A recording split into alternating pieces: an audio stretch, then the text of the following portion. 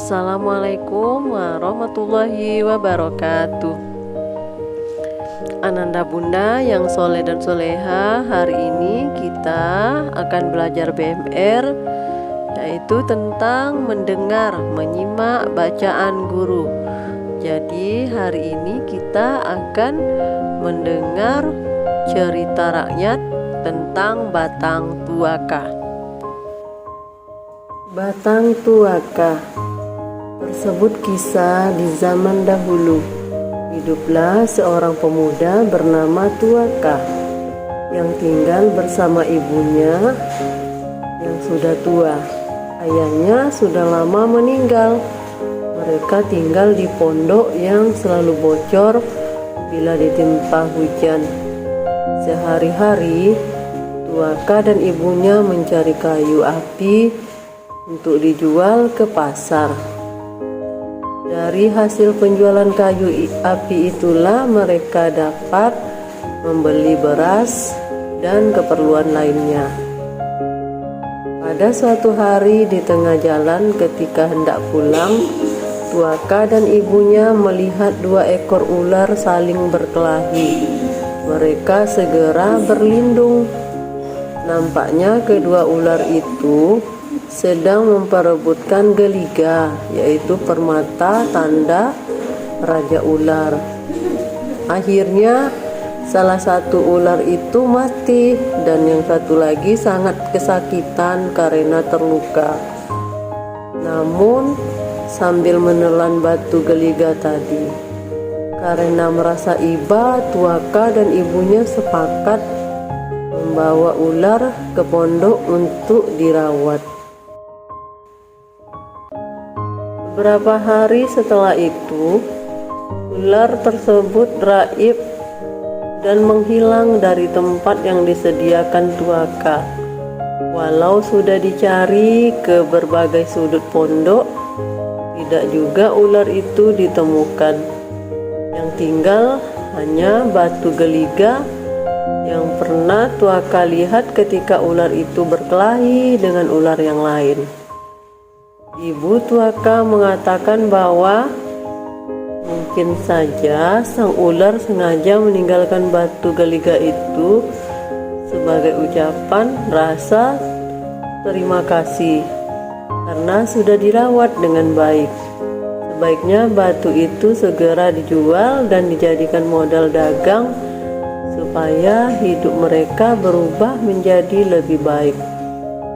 Tuaka setuju dan langsung bergerak menuju pasar. Kepada saudagar yang selalu mengambil kayu api darinya, Tuaka menawarkan batu itu, namun saudagar itu tak sanggup membeli. Lalu saudagar itu menganjurkan agar Tuaka menjual geliga itu di bandar yang lebih ramai, yakni di Singapura. Tuaka kembali pulang dan mengatakan kepada ibunya hendak ke Singapura menjual batu geliga, sebab di sana banyak saudagar yang bisa membeli batu geliga ini dengan harga yang lebih tinggi. Ibunya sempat ragu, namun akhirnya setuju dengan harapan semoga kehidupan mereka dapat segera berubah menjadi lebih baik lagi. Singkat cerita, Tuaka berhasil menjual batu geliga ular itu dengan harga yang tinggi. Dengan duit yang diperolehnya, Tuaka mulai mencoba berdagang dan sukses beberapa tahun kemudian. Tuaka mulai menetap di Singapura dan menikah dengan gadis di sana. Setelah menikah, Tuaka ingin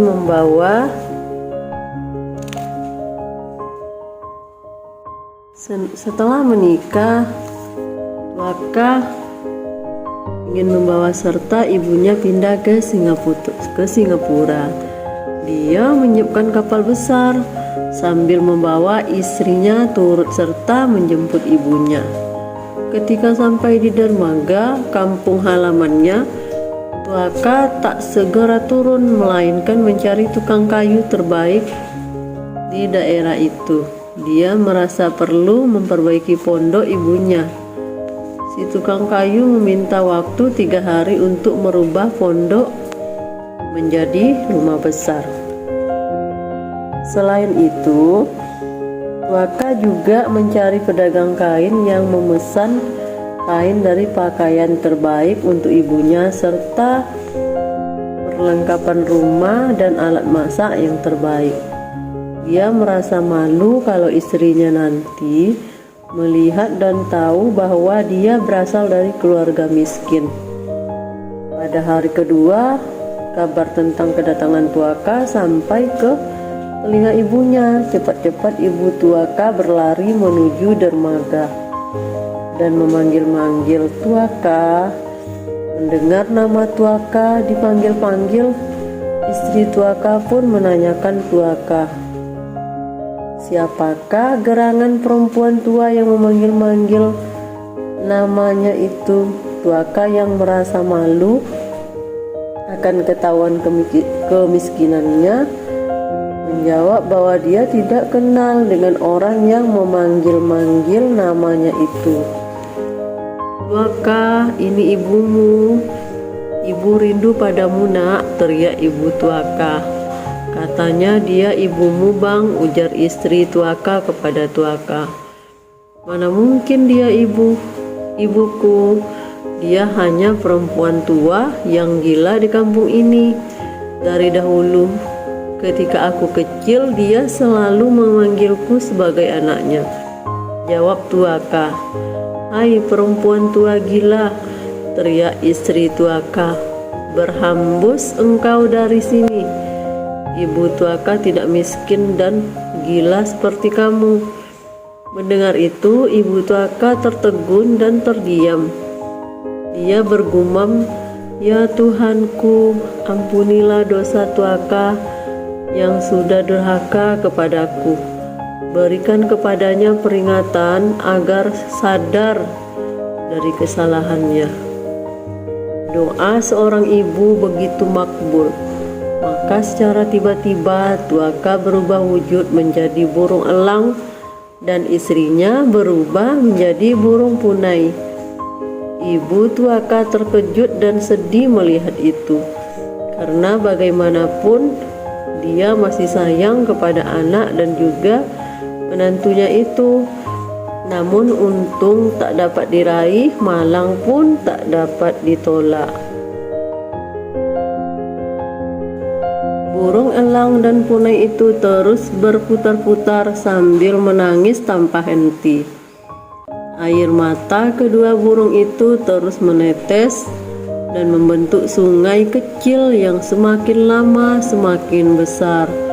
Sungai itu kemudian diberi nama Batang Tuaka atau Sungai Tuaka. Jika di suatu siang nampak seekor elang terbang dan di sekitar Batang Tuaka sambil berkolik atau menangis, masyarakat sekitar meyakini bahwa itu adalah jelmaan Tuaka yang menjerit minta ampun kepada ibunya. Nah, rangkuman kisah Batang Tuaka merupakan legenda yang berkisah tentang asal mula nama sungai dan daerah Batang Tuaka. Oleh karena durhaka pada ibunda, Tuaka mendapat kutukan dan sumpah hingga menjelma menjadi elang. Elang jelmaan Tuaka itu dikisahkan selalu menangis tiada henti, hingga akhirnya air mata Tuaka mengenang dan terladung menjadi sungai. Maka sungai itu pun dinamakan Batang Tuaka. Legenda yang sama juga terdapat dalam kisah Pulau Halang, Seminai, Dedap Durhaka, Danau Lancang, dan tempat lainnya. Walaupun berbeda pada akhir kisahnya, namun sama-sama memberikan makna dan pelajaran agar kita tidak durhaka kepada orang tua.